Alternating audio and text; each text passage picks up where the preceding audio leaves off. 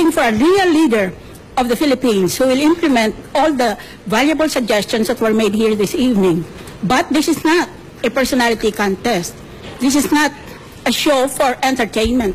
This is a show to educate the Filipino voter on what his own responsibilities are, in addition to those that are being assumed by the presidential candidates. One, there should be academic excellence. Dapat naging head of the class, or at least naging honor student. Dahil kung hindi na marunong yun, ano ngayon ang ibibigay niyang dulong sa atin? Pangalawa, may professional excellence. Kung naging professional yun, dapat pinigyan siya ng mga award ng mga kapwa professional niya dahil sa hanga sila sa kanya. But third and most important, we should have moral excellence. Dapat ang binoboto natin walang bahid sa kanyang record. O kung may inimbento man, masyadong hindi ka paniwala.